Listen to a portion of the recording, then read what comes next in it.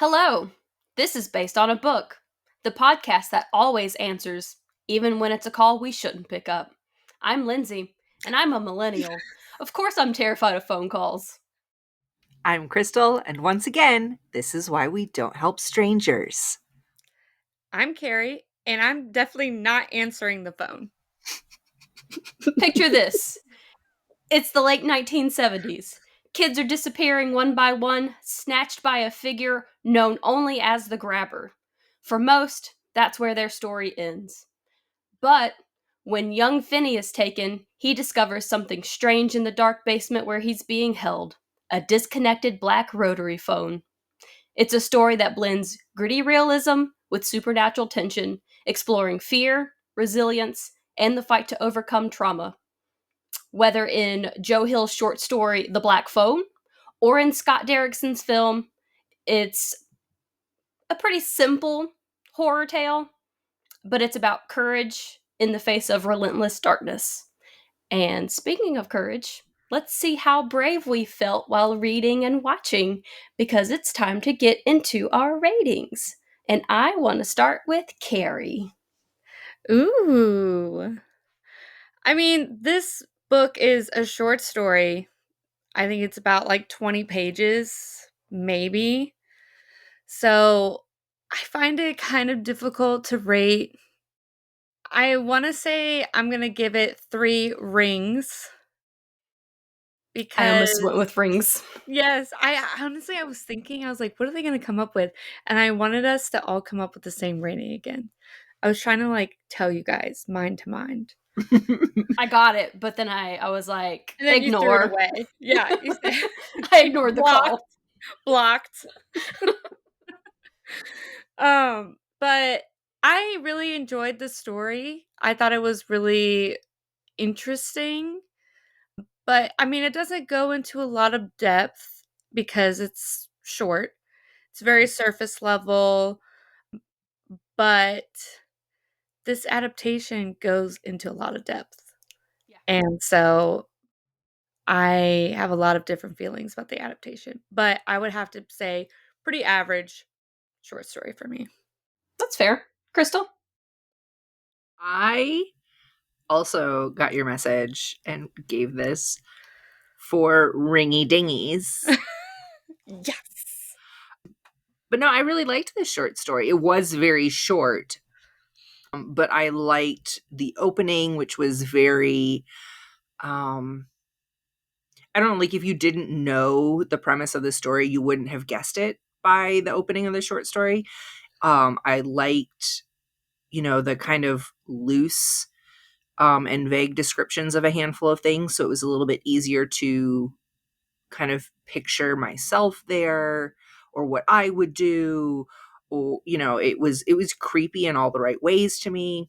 There were a couple of things that kind of gave me a little bit of ick, but other than that, I thought it was pretty solid short story. And the adaptation I enjoyed as well. I wasn't as terrified, but I also watched it on one of those free streaming services that have commercials, and I think breaking things up with commercials really helps to keep my fear level down. Yeah. So You have little breaks. It's fine. So, like, they have, like, a really poorly timed break, and then always. it comes back during, like, a jump scare when you're just not ready. Oh no, because you can feel the tension, and then it breaks the tension with like 18 commercials. Yeah. And True. then you jump in and you're like, where were oh, okay, yeah, okay, I remember. Okay, Yeah, gotcha. it was about perfect. Lindsey, what did you think? I gave this one 4 ominous phone calls. Mm. I like the short story, but yeah, there's really not a lot there. But it's a good premise. It's told really well, and it still has the emotional tension that you get from the main character. So Yeah. I enjoyed it. I liked it. Yeah, it was an interesting one, for sure. And for those of you who don't know, Joe Hill is the son of Stephen King. I'm Mhm. not joking, but he is. I'm done. Let I'm me done. tell you, I've been waiting months to tell that joke.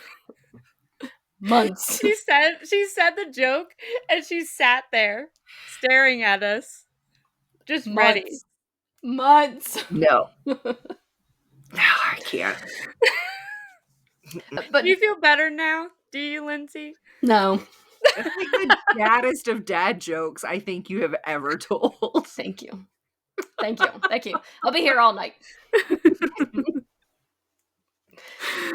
Oh But my director God. Scott Derrickson's childhood had its own violence, much like the movie. But there was also a societal wave, including Ted Bundy's trip through Colorado, the murder of Derrickson's next door neighbor, and even a phone call that saw him talk briefly with one of the Manson family murderers. So Derrickson was really, I think, a good choice for this adaptation. Oh yeah, absolutely. For sure. And he said the primary emotion that he associates with his own childhood is fear.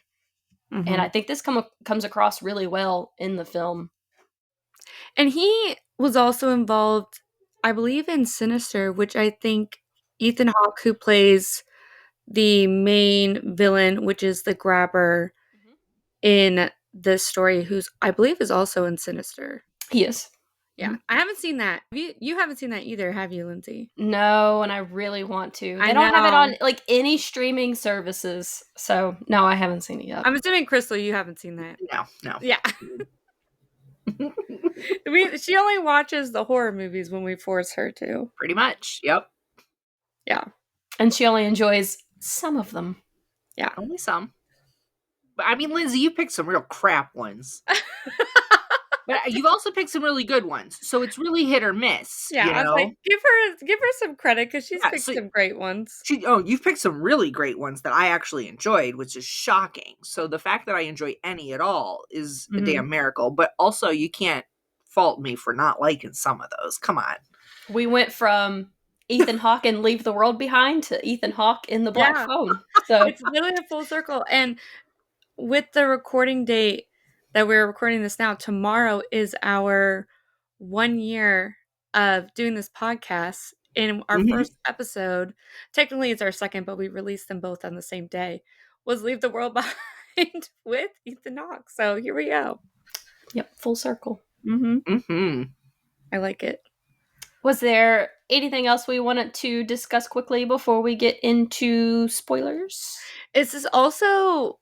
So he also did Exorcism of Emily Rose, which I've actually haven't seen yet. I saw that one a really long time ago. Oh my gosh, Crystal, you've seen it? I have. Did you like it? I honestly, yes. But exorcism movies are just, okay, so like I grew up in a Catholic family, so it just really, any movie like that hits a little bit different for me, and we all watch them. So that's our family bonding time. Yeah. Oh, I love an exorcism movie. For real. No, it was pretty good. I would watch it. Also, it's produced by Blumhouse, right? And I feel like a lot of their movies, I've had a lot of good like success with their movies. I feel like something about their movies, they're just like so good. I agree. I really like them. Yeah, for sure. But I'm excited to get into all the spoilers because I need to talk about this immediately. Okay. Well, before we answer the call, here's your spoiler warning.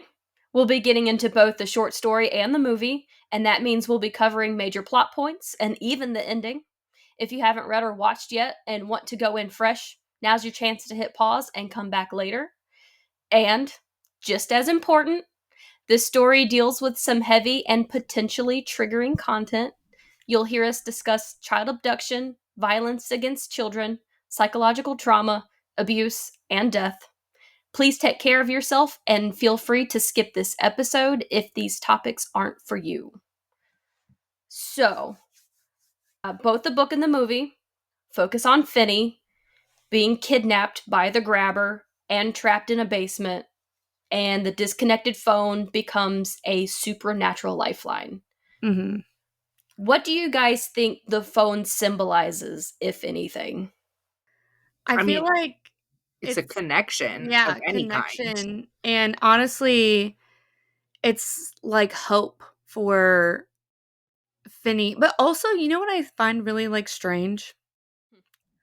So right when we start off, especially in the book, because it's very, fast paced in the book, we've got limited amount of pages here to, because in the movie we're not getting to that scene of, Finney initially being snatched by this creepy person, this creep, till much later, and we are, getting introduced to his life and, seeing a lot of the setting, basically the entire setup with his sister, his family life, the other kids, bullies that he's dealing with, things like that.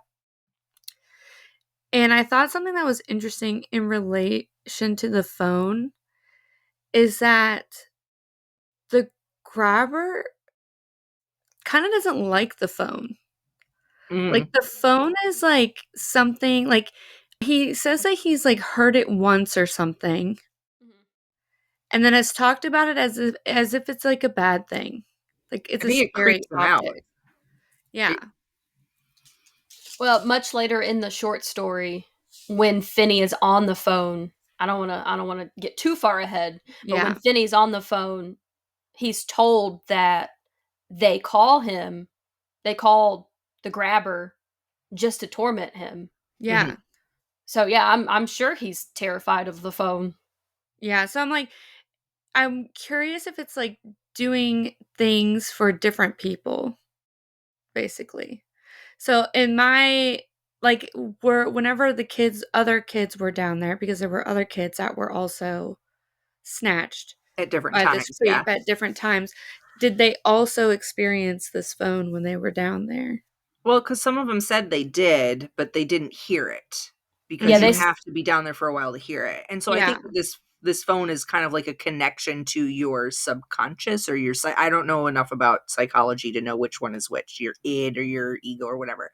But it's a connection to that part of your brain that's dormant until that fight or flight or until that desperation moment. Mhm. Because and then they say that the grabber can hear the phone. And so like the grabber's nuts. We know that. He's crazy. He's a serial killer. And so like I think that Finney couldn't hear the phone right away until he had been down there for a little while. And the other kids had said that it rang for us, but we didn't hear it. We couldn't hear it. Only you could hear it. Yeah. So I think that that's kind of a like when you start to go mad, when you start to go a little bit crazy, Mhm. that's And when you can start I hearing the think he phone. was also down there longer Than because all of the the other kids. Yeah. situation with his brother being Yeah. there. I want to talk about though, like go back before they got snatched. And like in the movie we get a little bit more lead up. We hear about how the other kids have been Mhm. snatched. We don't hear about that until as Finney is being snatched because he's like reflecting on like I already know what's happening. This is the same thing that happened to the other kids.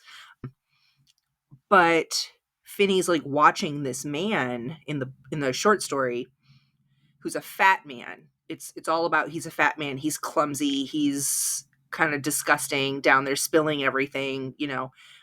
And that's the only part really of the short story that kind of gave me the ick, this like demonizing of people who aren't gorgeous, who aren't this like instantly it was just like here's this guy that I think is gross and disgusting and obviously he ends up being a freaking psycho killer.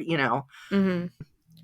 And that kind of bothered me because like as a general rule, especially coming from Stephen King's son who might ought to know a little bit about murderers at this point, a lot of the time they're the good looking guy or they're the person who looks just like everybody else. They're not noticeable. They're innocent looking. You know what I Mhm. mean? So if you're already kind of put off by this man, you're not as approachable. And they want, psycho killers, Ted Bundy style, want to be approachable because they want to lure you in, you know? Mhm. And then, of course, in the movie, we get Ethan Hawke. So completely different description from the Yeah, I thought that was book. interesting, and, I mean, they also even changed, like, the mask thing because he Mhm. was had a clown mask, I think, in the book, and then they put this, like, devil type looking mask on him for the movie. The change in occupation between the book and the movie was actually Joe Hill's idea Okay, I feel better because now. in a post Stephen King clown world, Right. Yeah. you can't have another clown going around tormenting Snatching kids. children. Mhm. So Yeah. it was his idea to make him a magician. So he's a magician in the movie. Yeah. Also, this when he in the movie when he's spraying him to get him into the van, and he sprays him in the mouth. I I that was bad. Like I knew that it was coming because it's the same thing in the book, but he gets sprayed in the eyes in the book. Yeah. And he like was in the movie was like aiming straight into his mouth. Yeah. That was horrifying. Can you imagine? I know. I saw a lot of interviews. I thought it was interesting, like Ethan Hawke kind of like talking about taking on this role and being very hesitant about it because he didn't want to be like typecasted as this like evil character. And he was really like struggling with the idea of doing this performance. But what finally got him to like take this on was because the character had a mask on the entire time.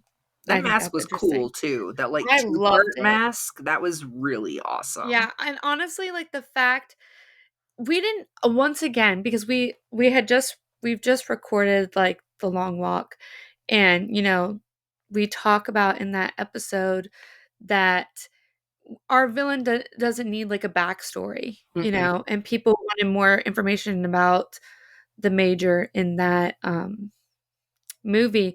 And right, and for this, we don't really need a backstory for this guy because I feel like we know what's happening here a little bit just by the things that this character is doing, like this evil person is doing. He doesn't want to show, like he's very obviously not wanting to show his face to the point of like he has to at least have some type of thing covering part of his face. And like that is his weakness. And you have to like that would be the thing that would distract him enough to, escape this kind of thing. And like that was like backstory enough for us Did to you guys know like how to get rid of yeah. this guy. Yep. Did you guys notice all the very Hannibal Lecter or Silence of the Lambs style? Like snatching the kid off the street, keeping him in the basement, like, I think that was more just the combination of like Ted Bundy, John Wayne yeah, Gacy, Jeffrey for Dahmer, sure. which is also Silence of the Lambs. It's Absolutely. honestly just giving serial killer, honestly. For real. There's a freaking serial killer playbook. Yeah, You know? there really is. But even the end is very Silence of the Lambs. I know we'll Yeah. get there at some point. But like I was watching it and I was like, ooh, Carrie's loving this moment. Yeah. I know. Okay, so something I really, really want to talk about in the very beginning, this sister. I love a sibling relationship in any type of story. Mm-hmm. Any story, a sibling relationship is like something that really gets me every time. This brother, so Finney's sister, her name is Gwen Mm-hmm. in the movie. I think her name is Susanna, I think, in the book. And she's And she's older in the older book, in the but book. she's younger in the movie. Yes. And so this sister, she has these like dreams that kind of are like indications of things that are happening in real life. And this girl, Madeline McGraw, I think that's her name. I'm sorry if I mispronounced that, but she is an incredible actress. Mm-hmm. This scene in the very beginning where her father is screaming at her, beating Oh her with my a belt gosh. Mm-hmm. because she had said that she had these dreams and her father doesn't like when she talks about these dreams because their mother also had these dreams and eventually led to her ending her life. And he doesn't like when she talks about those dreams, and he's an alcoholic and he is abusing her and is pissed that she's talking about these dreams. And this scene, I Yeah. cannot get over this scene, and that scene is burned in my brain for eternity. Yep. The acting in that was absolutely insane. I love that they fleshed out the sister character Yeah. and the storyline of this. Like, to me, it was so well done. Like, incredible. Mhm. Like, Yeah, I was shocked. I read that the director really wanted her in the movie, and it was interfering with another role that she was playing in a series or something. So they actually postponed filming to make sure that she'd be able to be in the movie. And And thank God. yeah, and it was totally worth it because she's fantastic. Like, she was just, like, doing anything, and it was, like, bringing tears to my eyes. Like, her brother was, like, you know, getting attacked by bullies, and she would just be, like, running around the fence around the corner with, like, a rock in her hand, and she's like, "Stop fucking with my brother," like, kinda thing. And Mhm. it just, like, made me so emotional, and the second he's getting snatched, and she is just relentless. Yeah, and then, like, She's when she's relentless. like, praying to Jesus, and she's like, "I know you don't interfere, but I need you to give me a dream because I need to be able to find my And brother." she's like, "Right fucking now." Yeah, she's like, "Do it, do it." She's like She literally says that. A lot of Oh my people wanted god. the director to actually remove the scene of her getting beat with the belt, and he opted to keep it in because no one was really pressuring him, and he was like, it's not even illegal what the father is doing technically, and I think, unfortunately." like, honestly, for the setting of like, for the time frame that this is supposed to represent, like, I know plenty of kids that I grew up with, like, that's what happened when you got home. You didn't get grounded. You got beat with a belt or a switch or whatever. Like, that was standard parenting practice. Now, obviously, he's an alcoholic and he was definitely going too far, but like, it was supposed to represent this time in America for good or for bad, and I think that it did, you know. Yeah, I just It was that scene, horrifying. yeah, it was so Horrifying. horrifying, and I just felt everything for this person. Hmm. and Everything. then and then the fact that she has these almost like psychic abilities with her dreams, it feels like a nod to Stephen King and some of his characters. I think it was really important to keep that horrific scene too, to show us that even though she is literally in danger, to if she continues to talk about these dreams, she is not going to stop until she finds her brother. Mhm. Like, this is against her her well-being, you know what I mean? This is potentially going to harm her, and she doesn't care. She's going to keep doing it. Honestly, it also represented the desperation on the father's end. I mean, the father, bad. But what I'm saying that there was a representation of desperation on his end because by the end of it, she was telling him her dreams and where they needed to go, and he was driving her there because they needed to find his son. And, you know, it kind of showed the scale of which we were at, where the desperation was we had to find him. Like, he was so terrified of her in the dreams, and now we're following him, and you tell me where to go. And the themes of survival, resilience, and confronting trauma remain central in the grabber's unsettling ritualistic behavior. How do we think Ethan Hawke's performance compares to the literary version of the grabber? A lot of a lot of his lines were straight from the short story, Mhm. and I found them delivered in a way that gave me the same level of creep that the short story did. I think he really did a great job of embodying that mental instability, right? That, like, walking that line of, I know exactly what I'm doing, but I can also justify what I'm doing. You know, that those it was really creepy and it was kind of perfect. I think his portrayal of this character was pretty spot on. Mhm. Yeah, because whenever in the book, you only are led through only one other kid Right. that was kidnapped by the grabber. And at this point with the grabber, you know that many kids have already been kidnapped, and it's very well known. And Finney is like very well aware of all the kids that have been kidnapped Mhm. by the grabber. And I felt like him with Ethan Hawke doing this character, I don't know why, but like I felt like he was even more like sinister than what I pictured in the book. Like in the book, Yeah. he was kind of like he was an evil person, but a little bit of like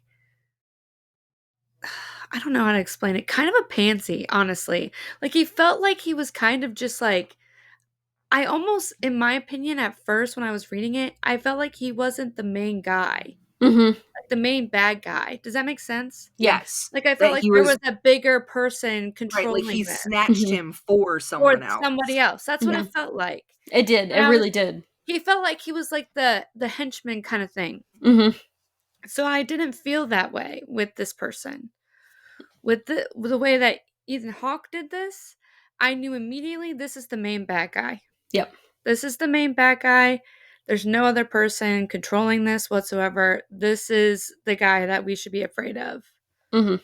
Like there were moments where he like was because he puts him in this basement and it's only got like a bed and a toilet and the phone in there. And he one time like the kid falls asleep because it's like adrenaline rush is insane. You immediately fall asleep and he's like squatting there Yeah. staring at this kid when he wakes up. Oh hell no. With the mask on and everything. That literally gives me chills just thinking about it. Like this guy is creepy and like just the way his mannerisms, like the way Ethan Hawke did this, like he's tilting his head like a certain Mhm. way.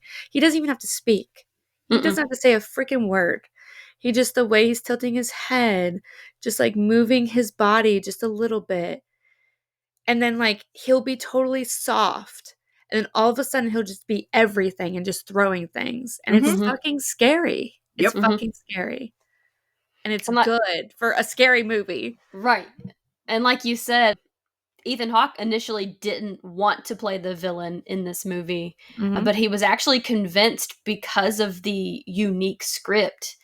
And he ended up calling the director to let him know that he was going to accept the role. And what he did was he left a voicemail for the director as the grabber. And Oh Derrickson my god. immediately knew that he was in. He's like, "You're the one." Yep. He's like, "Get your top hat." Yep. Oh my gosh, that's crazy. He did so well. He He did really great, did. in And my then opinion. the grabber uses black balloons to abduct his victims, which is very reminiscent of the painting that the daughter does on the bedroom wall in the movie Sinister, like we were Oh, talking about before. interesting. And because Scott Derrickson also wrote and directed Sinister, also starring Ethan Hawke, um, there's also the line running through the wall of the basement from the phone, which is also a reference to the Sinister poster. Huh. So you get a lot of callbacks there too. Yeah. I like when they do that. That's cool. Mm-hmm. Creepy. Yeah, creepy. Dude, and honestly, these whenever we start getting the phone calls in general and we start getting phone calls and we're not like hearing a ton or like we're not hearing anything and then eventually the phone calls and we're hearing the voices of kids that have been kidnapped and that he assumes are dead and have been killed by the grabber. Mm-hmm. I love how we get the voice over the phone of the ghost or the dead kid, but we also see I the was just about to ghost say that. Yeah. like sitting behind him or But just he off doesn't in a see it. shadow. He doesn't Except see it. one time. One time he Right. does see it, but he doesn't see it. It's just like it's for the viewer. Yeah. Mm-hmm. And it's so well Oh done to god. me. It's like, and that each one of the ghosts gives him a different hint or trick or tip or something that he Yeah. needs to know, and that he ends up having to use all of the tips and tricks. Mm-hmm. Like Mhm. it was almost like it was like none of these other kids ever had a chance because he needed each one of them in order Yeah. to get through this. And I thought that was really, really neat. Because in the book, it's immediately like the call happens, and then he's telling him the very final thing that you need to do, and that's what happens Mm-hmm. to end the story. But this, like you said, we're getting like several tips from several other ones that have passed to get us out of here. But whenever, like you said, that they're like ghosts sitting there, and it's for the viewer, whenever they're not talking like normal voices. It's like over the phone recording type voice. Yeah, that And tinny, they're like mouthing along with it Mm-hmm. instead of talking out loud. And I can't even like tell you how good that is. Like mhm, that's so freaking good to me. yeah. When And they were, okay, go ahead, Lindsay. I was just gonna say, when they were filming those scenes, they actually had the actor talking on the phone with the other actor. Oh my Normally, gosh. normally they're not on the other line, but they're actually talking on the phone together. Ugh, I love that. It That's was cool. so well done. Yeah. And there was like a couple jump scares too. Like there was one where like I think the first ghost appeared where because at first we don't see ghosts, and then all of a sudden a ghost actually appears in person Mm-hmm. and scared the hell out of me. And then there was the one where he's asleep because he keeps like getting defeated because he thinks that every little step that they're giving him is his immediate way out of here, and it's not. Mm-hmm. And then so like when he goes to sleep and then he hears the dripping, Mm-hmm. Yeah. that part got me. He hears the dripping, wakes up, and the kid is like floating in the air. Mm-hmm. That part really got me. I was worried for Crystal. Crystal, I was worried for you, Honestly, girl. legitimately the scariest part, like, don't get me wrong, this was full of scary. But the one that got me to the point of like I had to pause, I had to stop, and I had to consider fast forwarding through the section, like, because I knew it, was when he has the combination to the lock and Oh is yeah. asleep at the top of the Oh stairs my and he has the god. chance to escape and he's trying, because I could feel it building. I knew it wasn't going to work because there was still like 40 minutes left in the movie. Yeah. Mm-hmm. Oh, I So got chills right now. it was free. So like I'm I paused it and I was like, Crystal, you know what's gonna happen. It's gonna be okay. I talked myself through it and I hit play, and then the out of fucking nowhere, this dog just like and I was like, scared the daylights out of me. Like, That's it. because that's like I knew that Ethan Hawke was the grabber was gonna wake up. I knew that Mm-hmm. that was gonna happen. I was prepared for that mentally. I was not prepared for the Mhm. dog. I did not Yeah. expect a dog. That's another reference to uh, Jeffrey Dahmer. So you have Ted Bundy, who would lure his victims into his car. You had John Wayne Gacy, who used to use belts on his victims, and they were all young boys. And then you had Dahmer, who had a victim escape from his apartment and then was recaptured. Oh my gosh, that is insane. Him like whenever so he purposefully keeps the door unlocked and he leaves. Mm-hmm. The grabber does that. And immediately Finney's like running to the door because he's like, oh, he forgot to unlock it. And runs to the door and the phone rings. And he's like, "Ugh, should I leave or should I answer? So he goes to answer it. And immediately next kid is like, don't go up there. Don't go up there. And then I think that was when we got our first like ghost or something I because think so. because he's like, he is up there waiting for you. Mhm. Mm-hmm. He's literally waiting for you. Don't go up there. Don't go up there. He's literally waiting for you. And then it pans to Mhm. Ethan Hawke sitting up there. That was the most disgusting shot. Mhm. Evil. You Yep. get evil for that. Yeah. That shot was insane. Mhm. He's just sitting there in a chair in like the dark. Lighting is crazy. Just sitting He's got a there, belt, He's holding shirtless, the. Yep. holding the belt in his Yep. lap. Holding the with the belt. mask on, and he's Yep. just sitting there. The reason why Finney can escape that one time is because he gets a call.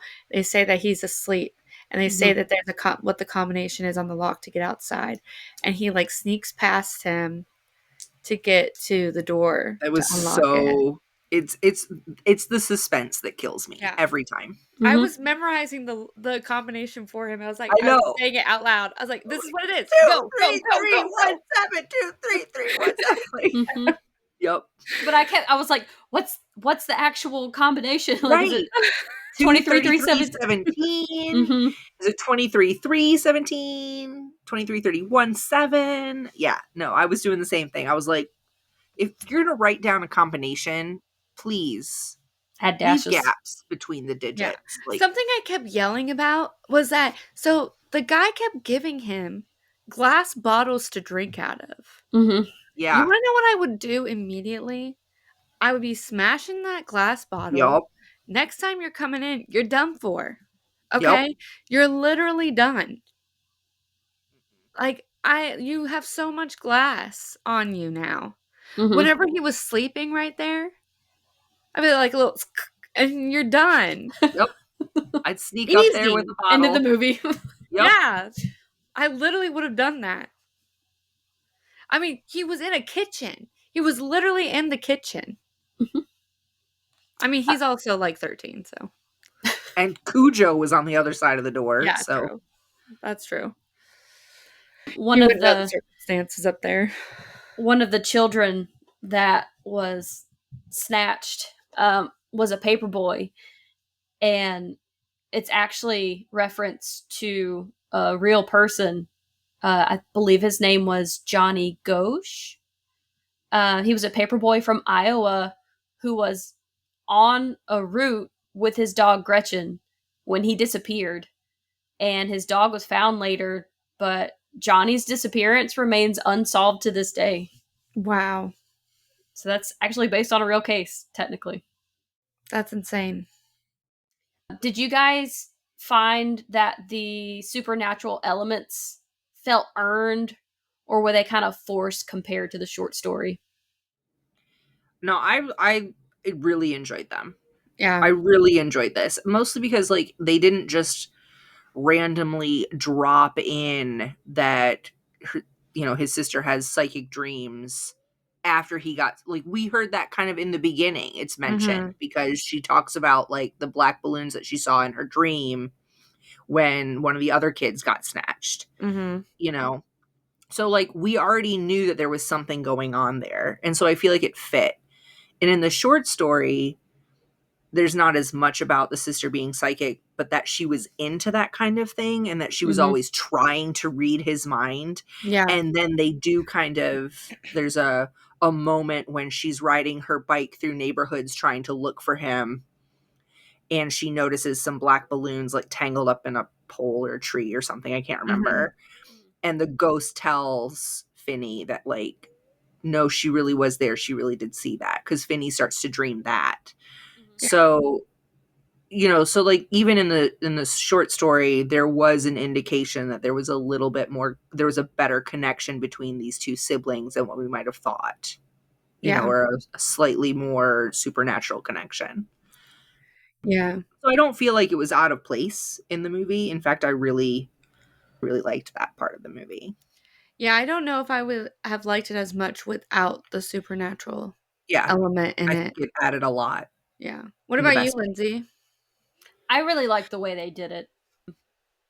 And not just as a nod to Stephen King, obviously, but I think it worked really well.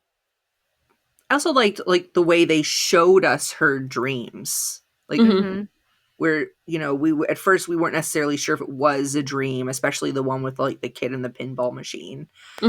Until she suddenly like is kind of present in a way that doesn't seem right, because they're like hauling him off in the back of a cop car, and she gets in next to him, and he's talking to Finney, and she can hear him, but she can hear Finney through this dream, but she can't talk back to him, kind of thing. Like, I love how that was filmed, that it added a little bit extra, because if it was just us watching Finney in the basement the whole time, this wouldn't have been a good movie,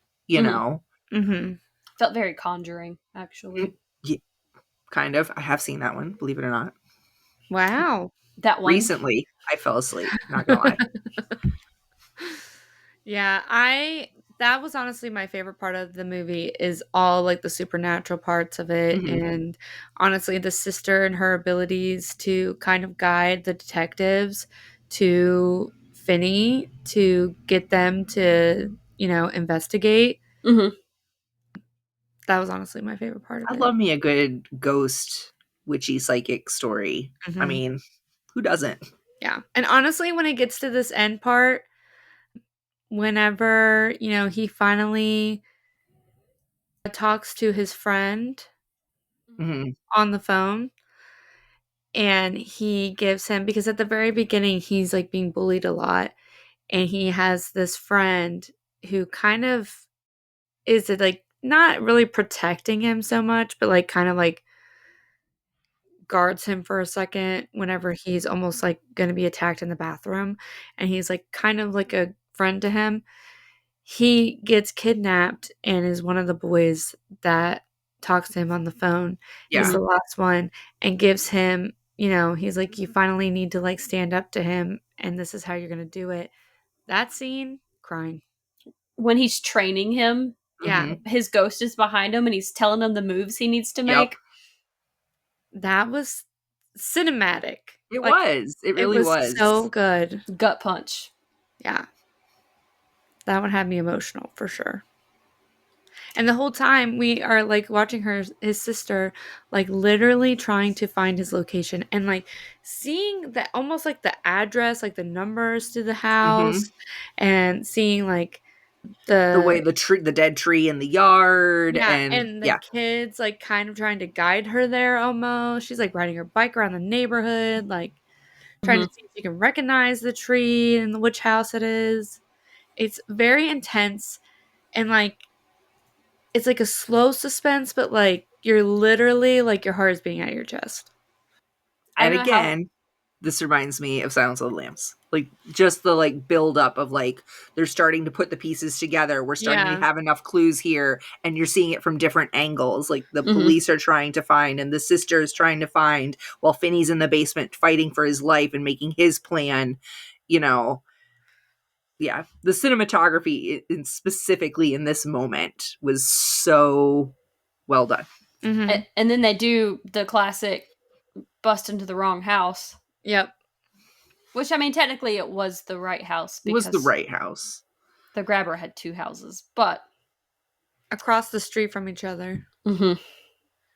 That honestly, like whenever they bust into that house, I was like, "Ugh, this is not going to be the right house. I just know it. I know it. Yeah. And I go in the basement, and I was like, no, no.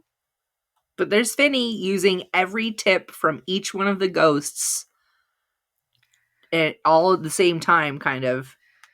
Literally the entire time that he is attacking the grabber, Mm-hmm. literally I'm like, rip off his mask, rip off that mask. It Mm-hmm. was like the Phantom from Phantom of the Opera. He's like, That was actually Ethan Hawke who suggested that happen, that the mask mm-hmm. get ripped off, and the grabber's reaction to it. It was also his idea for him to, when he dies, for him to slump over and fall into the hole. Yeah. Honestly, that whole time I was like, how does the grabber not see that you made a giant hole in the ground and put carpet over it? Right? Where did all that dirt go?